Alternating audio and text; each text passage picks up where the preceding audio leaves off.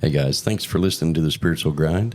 We hope you enjoy it, and don't forget to follow, hit the little bell for your notifications when the podcast is posted, and like, follow, and share with your friends. We hope you enjoy it. Leave a comment if there's any topics that you want us to speak about. Like, follow, share. Thank you very much, Dr. Jenny.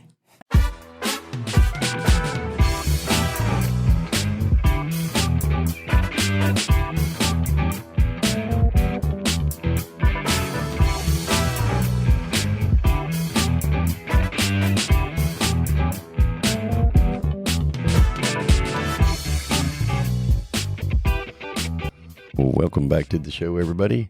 And we are in studio today, really just focused on us. Just kidding. Good morning. Oh, gosh. There she is. She's drinking coffee. Oh, actually, is it coffee? No, it's hot chocolate with a little allspice. Hot chocolate with some allspice in her? Yep. Oh, hey, we want to send out a special shout out to our new social media director. We have a new one, and she is in the process of setting us up and doing a great job. We're very proud of her. And thank you very much, Chloe. Her name is Chloe Rhodes. She is amazing at the marketing gig. She is a contractor, so reach out to us if you need her contact information. I feel like that was an opportunity to cheer. Oh, it was? Did I miss the cheers? Kind for the of. applause? A little bit. Yeah, Chloe. Woo, Chloe, yeah. Now on to the podcast. It has been quite convenient, I really would has. say. And she is doing an amazing job. She really is. It's nice to be able to call somebody up and say, hey, I'd really like this. And you just kind of make your order and magic, it happens. It just appears. Yeah. Yeah, it is nice. It's like quite on nice. the website, we were like, we want this and this and this. And we pop on and like magic. Oh, you mean It's on there. the Merck Center's website? Yeah. www.themerckcenters.org. That's spelled with C. So it's TheMerckCenters.org. Way to plug it, babe. You like that? Yeah. I plugged it right in there. Plug her in. So our topic is a Dr. Jenny request. Ooh. She has made a request to talk about the mental game, the mental side of us. And so I don't really know how to introduce it because we haven't discussed it. So We kind of did. I gave you a little snippet. What do you call it when you give somebody a preview? a snippet. I gave you a trailer. Give me It was a short trailer. A trailer. Yeah, it is a trailer. It was a very short trailer. Yeah, it was. I guess I didn't hook it to my truck very well because I don't remember the conversation. I guess. It was more like a little wagon. Yeah, the little red wagon. Little wheels are turning. So, Dr. Jenny, take it over. What do you want to talk about with the mental side of this? Well, I wanted to break down how the mental mechanism works. Okay. So we have 3 aspects to the body. Do we call those freckles? Some may call them rashes. As specks. Some may be that they're not Are wiping. you telling everybody about my 3 speckles? Maybe that you're not wiping good too. Oh, yeah, that could be. You may just have a dirty butt. So there's 3 aspects of the mental game? Yeah. Well, so 3 aspects of the being. There's the mind body, the spiritual body, the energy body. We've talked about that in other podcasts. I just wanted to bring to light how I see it, and maybe it will help some people receive clarification. The higher self is the one that is putting in the information into the computer, which is our brain. The brain is physically receiving the information, and our mind, our awakened subconscious awareness mind, the one that thinks and does all of that, is the perceiver of the information, and from the perspective of what the beliefs, patterns, and programs are in place. Okay. So as we go deeper into it, the physical mind, it's not the physical mind's job to figure anything out. It's not the physical mind's job to figure out the how of anything. Okay. The physical body or the actual mind? The physical, actual mind. The Okay. actual mind. not the brain, but the mind. You mean this thing I That have part rattling of around you in my that head? says, oh my gosh, how am I going to fix this? How am I going to fix that? That internal dialogue, that thinking, that when, a The human situation voice? comes. I mean, yeah, Okay. it can be, but it can also just be that thought process of, oh my God, what do I got to do about this? How do I fix it? How do I move into action, panic, whatever. Okay. You understand? Yeah, that little, Then there's the physical brain. It's the receiver. It's the radio receiver. the computer processor. Yeah. Okay. It lets the information in. Okay. So anytime you have a thought, it stems from the higher self. Okay. But if it turns out not to be a joyful, pleasant thought or thought process, it's because the human mind, through its beliefs, patterns, and programs, has perceived it in such a way that doesn't allow it to be a joyful, interesting, curious feeling thought. Okay. So you're saying that our processor receives the information, Which is the brain. which is the brain, and our beliefs, our patterns, and our program tell us how to process that. That would be the RAM. It doesn't Then tell again, us how. It's the determining factor of how you're going to view that information or whether you even acknowledge the information. Okay. So what is the next step of? So the reason I bring it up is because, can I use you as a demonstration volunteer? I don't care as long as it's not. I mean, you already told everybody about my aspects. I did not tell people about your aspects. You did. Buy some soap, dude. Those are freckles. Okay. Whatever permission slip you need to make yourself feel better. Okay. Yes, you may use me as an example. So I watch you at work, for example, sometimes, and you'll get wrapped up in the chaos of work. And you'll run around trying to fix every little thing, getting frustrated, aggravated, and then be completely drained and exhausted when we have one of those kind of, heavy days Okay. where employees are misbehaving, contractors are misbehaving, that kind of day. You know what I mean? Okay. And I think to myself, what a wonderful person you are. world. Oh. Life is a big theatrical It is. play in my head. I agree. I think to myself, golly, he is wearing his physical mind out trying to figure out all the hows, because the higher self has all of the information and all of the knowledge that we need in every given situation, circumstance, and event to take us down a path of least resistance and highest and best good for all parties involved. And sometimes if we don't stop and check in with that, and we just have kind of like a human reactivism. Is that a word? Oh, is that the Ginnyism of the day? We need a sound for the Ginnyism of the I day. know. I'm gonna have to come up with one. Bong. I'm gonna have to download a sound for the Ginnyism. I'll have to go through that. Reactivism means when you are reactive and you don't stop and take a beat and say, okay, what do you say about this, higher self? What is my best next thought or action or step to take in it? And you just kind of get tangled back up into the human world. Then you are expecting your thinking mind, your physical mind, to kind of like figure things out. And that's not what the physical mind was ever designed to do. The physical mind wasn't designed to figure out the how. And so number one, you give it undue stress of trying to figure something out that it's not supposed to be trying to figure out. You create stressful situation, but also you can inadvertently give it the idea that it has power. And so that will bring about like this monkey mind control noise in the head of, okay, I have to control everything, and now I have the power. So I have a question. Yeah. So if the mind is not there to figure out things and process things, what is it there for? To perceive. Okay, that carries me into my next question. Good. Is it not perception that I am this? I'm just using this as the example that you used. Is it not perception that I am not moving within a spiritual journey within it? Like I'm I may be running. I'm asking the question. No, I get it. I understand. Ask your question. So me, like you, and your perception that I'm running around and I get exhausted and I get tired at the end of the day, where in that to you says not a spiritual journey, red alert, red alert?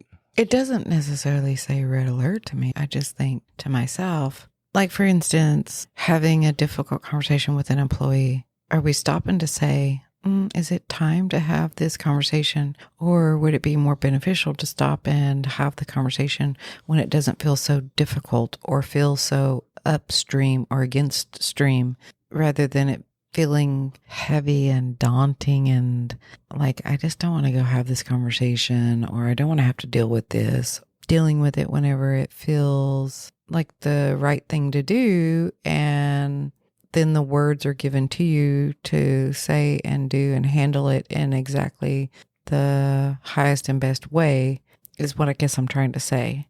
I feel your confusion. So don't get me wrong. I know there are times that I humanly interject myself into things throughout the day. Listen, I wasn't judging. Oh, I know. I was just using it as an example. I know, but this is what because we've actually had this conversation before a little bit, and it's kind of always just been me. This is what I do. And so you can do you. Yeah, I know I can. I don't need your permission. That was funny. But my question within it is truly confusing. So what in it is throwing up because I'm obviously missing, what's throwing up that subject that I am running through the day? Because what brings it up is because of statements that you've said on occasion when you're having a hard day and you come home and you're tired and it's been what you call an energetically draining day, and you're tired of trying to fix everything for everybody. Okay. It's that statement actually that is the telltale sign that you're going about it in trying to figure out all the hows and all of the ways to fix the situation from a human-minded standpoint. I agree with you. I do that a lot. And the reason why I'm asking is because I'm sure there's people out there listening to this that do the same thing that I do every day. And they too go home and be like, God, what a day, but that's not every day. It's just, right. And so it's like, because there was nothing more than I would love to never have one of those days. And so I'm asking the question because how do I identify when I'm doing that? Right. Everything goes back to that emotional guidance system, the EGS. So if it feels tiresome, if it feels draining, if it feels like a drag, if it feels heavy like a burden, then that's the indicator that one would want to look at it and see. Because I'll give you an example. If you're going to have a conversation with an employee because they're misbehaving and you're absolutely just dreading that conversation, it's because you have made a definition that the conversation is going to be unpleasant for you or for that person. Okay. If you're concerned about, because this is a lot of times one of the things that we say is we don't want to change somebody's life inadvertently by making the wrong decision. Correct. But you have to remember, each individual came here to have experiences. And so I'll use this example. If that individual has behaved in such a way that gets them released of their job duties, aka fired, and we are the tool that the company uses to fire this individual, then rather than dreading firing this person, knowing that they have 3 kids and are they going to be able to find another job, and I really just don't want to go fire this person. It's the holidays. Then the reason you're feeling the way that you're feeling about it is because you have definitions and beliefs in place. The message came from the higher self that said, okay, it's time for this person to relieved of their duties because that's in their journey. It's time for them to move on. And we forget that that individual is on their own journey, but it also is affording the firer, the boss, the opportunity for this to come up. And realize that they have a perspective, beliefs, patterns in place that are preventing them from allowing that other person to go on their journey, because you never know. That person leaving this job may open up a door that takes them and catapults them into their purpose of being something bigger and grander than any of us could possibly see, even the individual being fired. But that's not in your definition anywhere, then it won't be what would be perceived as a pleasant task.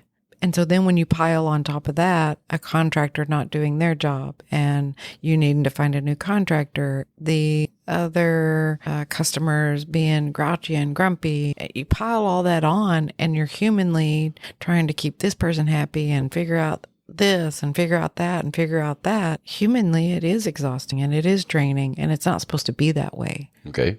You check in with your higher self, sit for a minute and ask, okay, what is the next, what am I supposed to give me the information? I'm open, receptive. It's kind of like having, okay, so there's the three components. The higher self sits on the top of the mountain. Okay. You're the physical body going on the journey, and your brain is the receiver of the information. Your higher self can see the whole valley, the mountains, it can see everything. And so if you go walking along and your higher self can see that there is a block in the road, a tree is down on the path that you're on. And so 2 miles before that tree, you can't see it yet. Your higher self says, turn right here. But if you stop and you ask the question and you question your higher self and you say, I'm not going to do that, I'm going to continue on, then you're going to continue on the same path and you're going to come up against that tree, which is the block and the resistance. When if you had just listened to your higher self and said, right turn, Clyde, and made that right turn,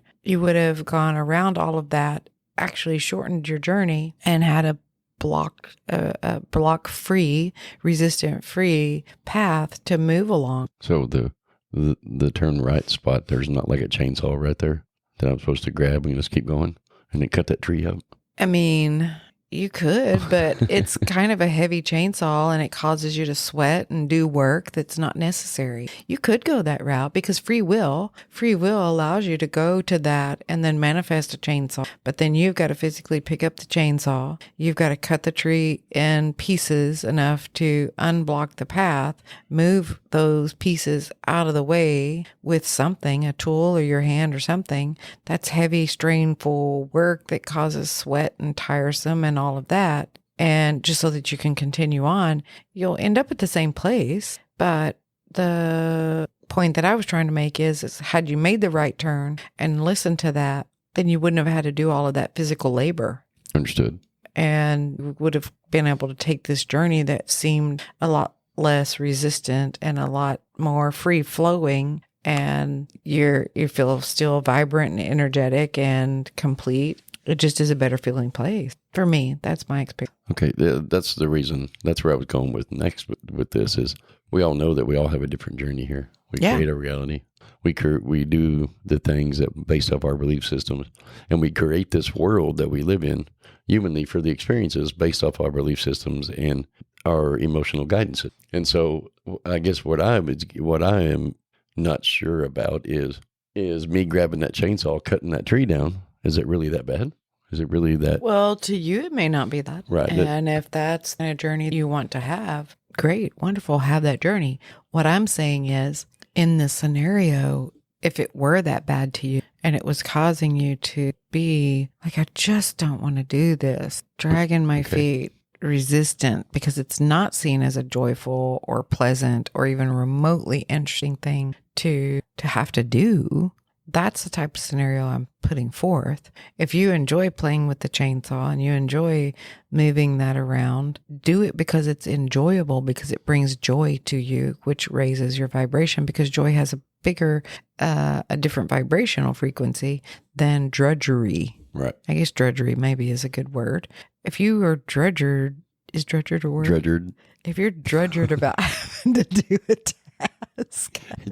Jennyism number 2 of the day. Hey, drudger. Hey, drudger. Are you the drudger and juror? Your honorable judger. Drudger. If you're drudging about having to do the task. Oh, you just threw another one in there. Drunging.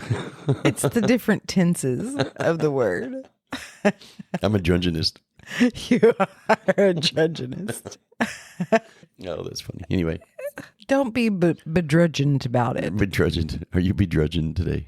Hey, I'm begrudging because I have to go clean house. So I'm going to hire a maid. That falls right in that category, resplendent. Resplendent. Resplendent. That's actually it. That actually is a word, resplendent. Did you look up the definition? Resplendent? Yeah, I know what it means. What does it mean? It means beautifully or beautiful or well done, or there's many different. Beautifully choreographed. Yes. Beautifully orchestrated. Yes. Nice. Resplendent. And can you spell that? RESPLENDENT. Splendent. Yes. That was one of my company names once. It was resplendent. Hard. Word of the day. Yeah, Resplendent. Resplendent. Very nice. If you are having joy and pleasure from grabbing the chainsaw and cutting the tree out of the way of the path, then do that. But if it is a drudgery to think about having to grab the chainsaw and cut that out of the way, and you're like, why do I always this nonsense going on? That is a much different vibration, and it does not feel good. So let's take this question in another direction. Okay. So because I know there's going to be people out there just like me, like I said before. Yeah. If our higher self, and we're in tune with our higher self, and it is more fun for us to grab the chainsaw and go cut the tree, wouldn't higher self guide us that way? Of course. Okay. Your higher self is always guiding you to the most joyful experiences that exist. And so if you enjoy the chainsaw, I'm not talking to. Right. I'm talking to those that don't enjoy having to pick up the chainsaw and sweat their Right. No.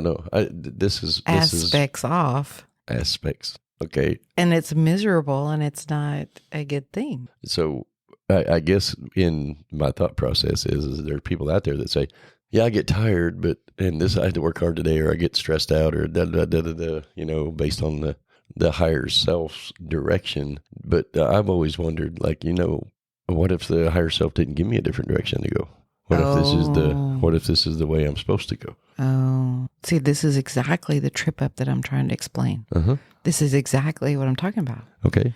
Higher self always is giving you the information that you're asking. Okay. But are you opening your ears, removing your beliefs and definitions out of the way to be able to hear the information coming through? Because by design, the higher self is always giving you the highest and best way to get from point A to point B. Always. That's its job. Okay. So you're trying to say that that's not a chainsaw cutting down a tree?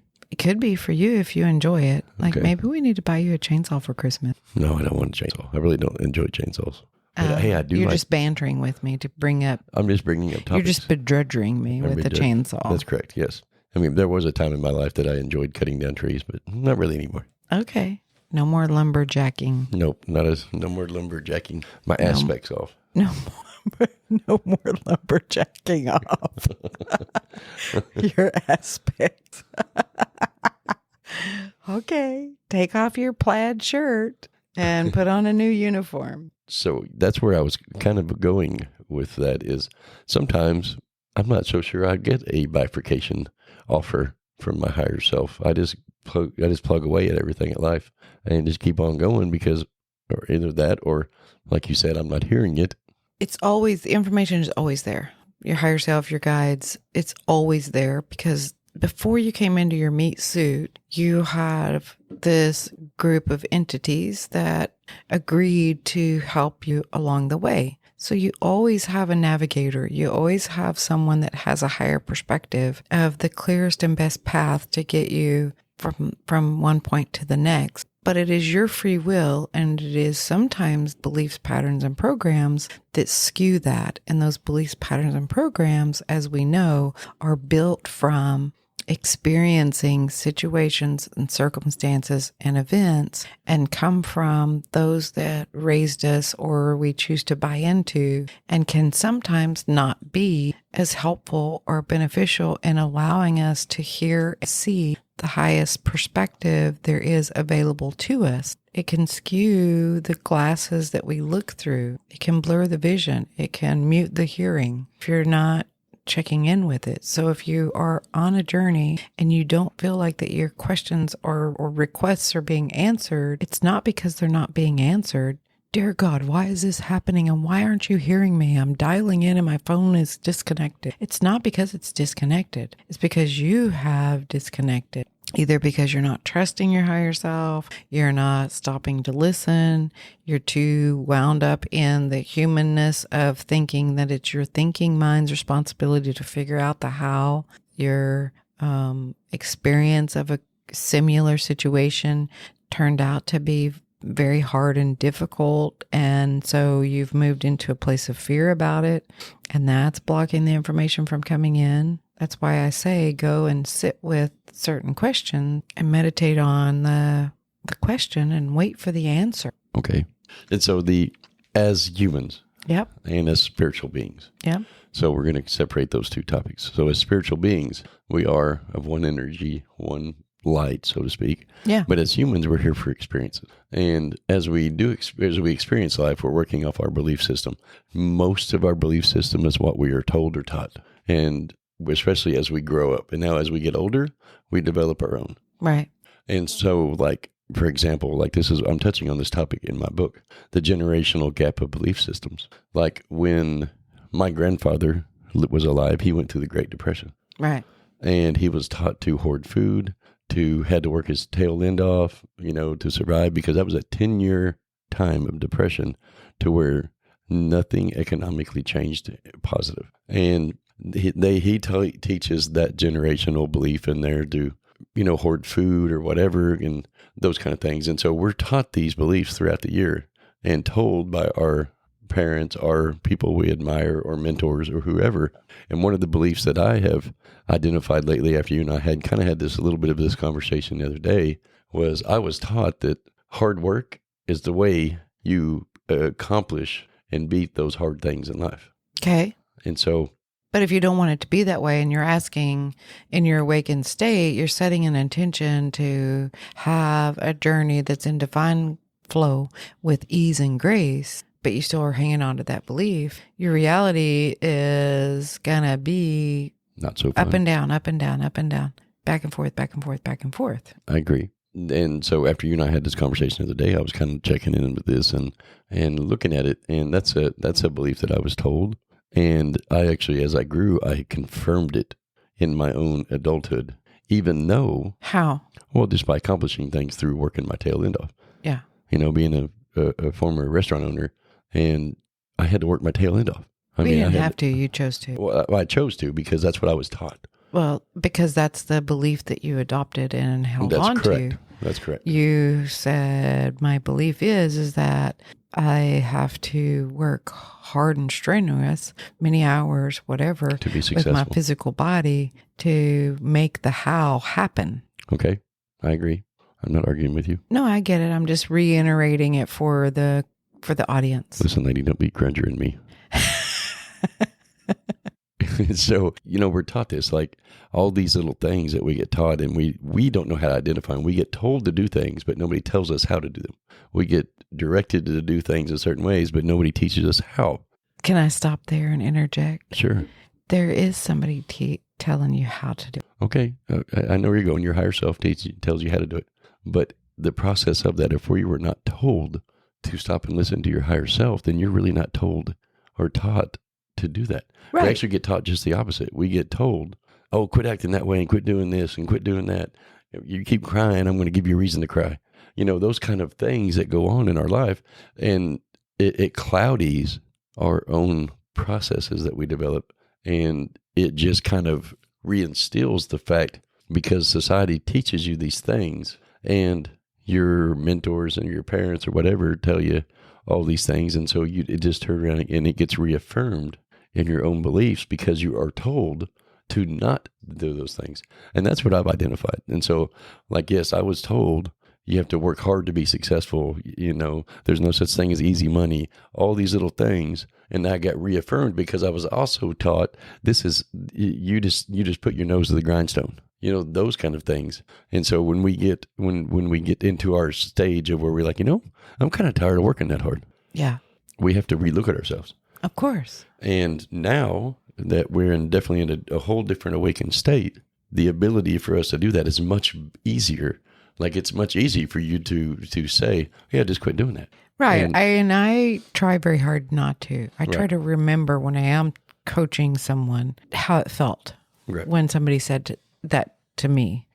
because it's not a beneficial statement. Right. Just stop doing it. Yeah. It's not that easy. But I think that that's part of our intention on the podcast journey is giving viable information that helps walk people through what that process might look like by giving them techniques to try to ease it off just a little bit of releasing those things. And so when I go to look at my belief systems and I look back through history, I try to remember the times I was taught things, and which I normally do pretty good. I'll look through those and be like, okay, yeah, I don't want to own that belief anymore. I don't want to be a part of this conversation anymore. I'll go through those things. And even though you can fix something overnight, it doesn't always happen because sometimes it rears its head back up. Yeah. And so what does that process look like for you if you were going to walk somebody through the steps as a beginner first, or a mid-leveler? That's what I kind of just did was I identify what I don't like about it. Like all these phrases that I got. You got to work harder, not smarter. And now they're saying you got to work smarter, not harder. So once you identify them, we don't need to go back through them. Right. Once you identify them, right. What is the step that you take? Did you just cut me off and tell me I don't need to do something? I begrudge you. You just grudged me. I got grudged. Whack-a-mole. Whack-a-mole. Smack. Did y'all hear that? That was her hammer hit me on the head. You're right. But you're right. I don't have to go through all of them. We already did. We just want to know what the next step is. Once you identify it and you identify, I don't want this anymore. How do you I do it. Go through, what does that process look like of getting rid of it? Or redefining it? You do it a little differently than I do. We've actually discussed this. Yeah. And I think both are viable options for people. No, I agree. And so I go back through my Rolodex of memories and try to find where this belief started. Yeah. And then I will change the acceptance of that belief by either just saying out loud, yeah, I'm not going to do that anymore. Okay. So you don't fill out the application of whether this belief gets accepted or not. You check the no, not accepted, rejected box versus accepted box. Check yes or no. Oh. Do you love me? I think it would be my friend. I think it would be a whole lot more fun game if you envisioned yourself as the secretary of acceptance or rejection. Oh, and the belief brings its little application to you, and you get to stamp it. Accepted or denied. Or you throw it into the. And if it gets denied, you look them straight in the eye and say denied, and you stick it in the shredder. And they stand there with their clutch in their hands and they're saying, I just want to be accepted. Or maybe the floor falls out when you push the button. Oh, yeah, pull a big lever. And they fall into the little trap door. Well, with me, I just basically will say, okay, I'm not going to do that anymore. I don't accept that. And I'll go back through the processes. Now, here's the hiccup that I have sometimes. And that is, sometimes I don't go back far enough, and I don't go through it all, or sometimes these memories come to my awareness later on. Can I ask a question? How do you know that you haven't gone back far enough? What happens? I don't. I don't know. Sometimes it just pops back up in my reality. I'll catch myself repeating it. Oh, I see. And so then you go in and you research why it's coming back up. Why is it back in my reality again? Dissolving completely and being done with it. Right. Like when I sold my company, I had made a promise to myself I wasn't going to work that hard anymore. Yeah. But here I catch myself all the time doing it. And so I'll go back. Okay. Go back to my Rolodex. Okay. This is when this happened. All right. That's gone. And then so why do you think it's that way? I don't know. I haven't really figured that out yet. I just know my process. I think sometimes it's that I go way. more. It just all depends. And sometimes I have many memories that pops up. I think it's the onion syndrome. The onion syndrome. Oh yeah, the peeling. Layer by layer. I would agree. You're done with this layer and you've learned what you need to learn from it, then it becomes easy to release that layer of it. I would agree. But then if there's a next level learning from it, could be that portions of it hang on because there's a little bit more for you to learn from the experience. Right. I agree. And so then it will pop back up because then you'll learn something new about yourself, continuing the evolution of it. So I think sometimes it can be that. Okay. And so that's how I work the process is I identify what is causing me this? Sometimes the identifying part can be a little bit tricky because it can be 2 or 3 things tied together. Indeed, the entanglement theory. Yeah. And like, for example, money, work, and success. Yeah. Those are all 3 entangled when they're actually 3 different subjects for me. Yeah. Money comes easy and often. I didn't used to believe that. I used to believe they had to work hard for your money. I work hard for my money. Da, da, da, da. Yeah. And then I fall into the trap of just repeating the process. Rinse and repeat. Work hard, play hard, work hard, play hard. That's another one. That's because I did that. I believed I had to work hard and play hard to be successful and have abundance. Oh. You see how they're all 3 And all tangled together? for me, I believed that I had to work hard to get to play. Oh, see. Because, and it came from all the way back into school. You do your homework before you can go out and play. Yeah, I get it. You got to get all of that finished and done and study, and then you can go out for the weekend. Did you do your homework? So you have to work hard.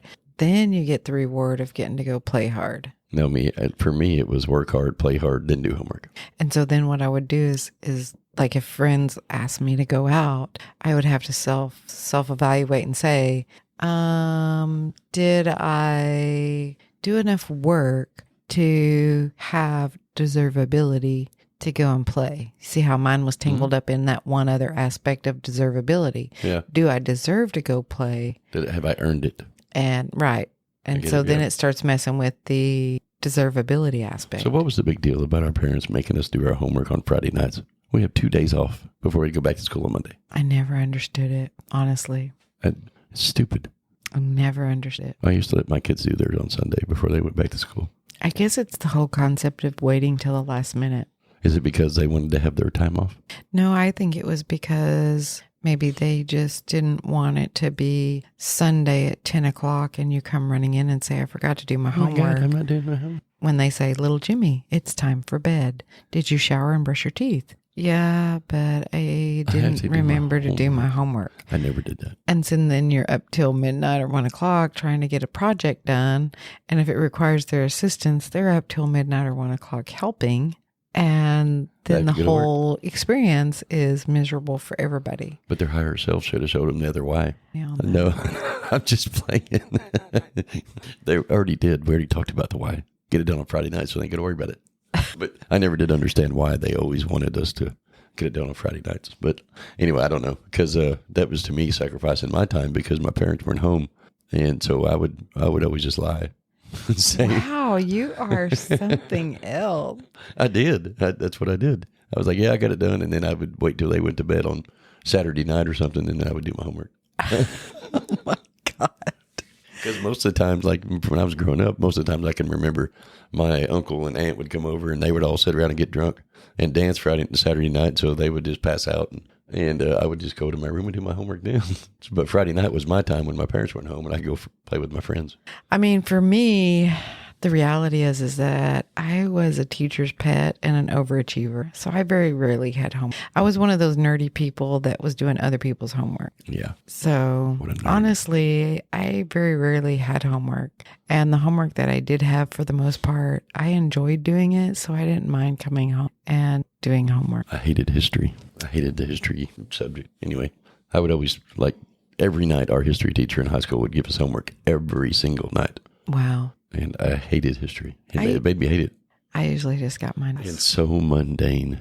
History? 47 years ago, his mundane voice when he was teaching, I mean, there was no fun in the class, no laughter, nothing that created excitement around history. And it turned me into where I don't like history. You kind of do like history now. Yeah, I do. I've grown into where I like it out of my own discovery. Because it's a different perspective. It is. A whole different perspective. Because you talk about it a lot. Oh, yeah, a lot. So. But the going back to your processes of discovering those and cleaning them up is how I do it. And then every now and then they'll pop back up.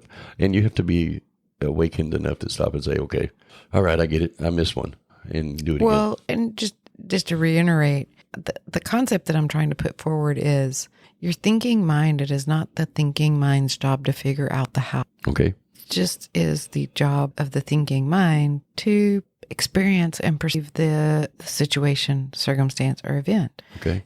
And then once you've done that, you've collected the data basically as a little scientist. You put it in the little book under that experience and you set it on the library shelf for all to enjoy because you went and experienced it and had the emotions around it from your perspective, and then you move on. It's not your job as the mind to figure out the how. Your higher self gives you the information. Okay. Your brain, the physical brain, the actual brain that lives inside your pea-picking little head, receives it. I don't pea-pick. Do you aspect pick? Aspect. I have aspects. Your mind Uh-huh. takes and then decides how it's going to interpret that information, which includes and incorporates actions and emotion. And your beliefs. The beliefs are what cause your actions and your emotions. Right. So it takes information, runs it through the belief system, and then causes actions and emotions. Right. Okay. And if those actions and emotions are unpleasant, then it's because the belief systems that are in place around that topic are not in alignment with the most pleasant outcome. It may be time. If you're noticing that didn't feel good the way you perceived it, or the actions that you took, or that you're beat down and begrudged over your reality right now, that's not because higher self is not giving you the answer. That's because you need to look at your belief systems and your definitions, and you need to do an upgrade. That's all. Hey, you did it well. Yay, James, you got to do the summation. You got to do the summation of the podcast. Yay, James. And I personally, I like to make it as fun as I can using my childlike imagination. Just like I said, I have a little lady that sits at a desk and she is the belief system clerk, and they fill out an application and they're either accepted or denied. She stamps it accepted and they move into the chamber where all the belief systems are held, or they get denied and the floor falls out and they get dropped down into the never accepted abyss of rejection. Can we have a big purple guy that looks like Barney with a hammer? Or what about Wile E. Coyote when he falls all the way down and it makes this little tiny puff of dust? Oh, yeah. That's funny. That's how mine. Anytime I have the opportunity to make something childlike and fun or funny to where I can giggle about it, that's what I choose. Because that energy, anytime you can incorporate that fun-loving, high laugh energy, it will clear beliefs very quickly. It will let you release traumas and dramas very quickly if you can incorporate that energy in it. It's a very healing energy. I agree. Laughter and childlike is always fun, which is why we play a lot on the podcast. Yeah, because it has a frequency that's very close to that natural state of being, which is the higher self's energy of fully lightened load, enlightenment. It's a very healing thing to find that vibrational frequency. Then a whole lot of baggage just turns loose. So are you complete? I am complete. All righty. Are you complete? I am complete. Or are you completely incomplete? Begrudged. What a resplendent response. Anyway, hey, we appreciate y'all listening. Like, follow, share, and ring the bell. Ring the bell. Ding. We appreciate y'all. We do love every one of y'all, and have an awesome day. Love you.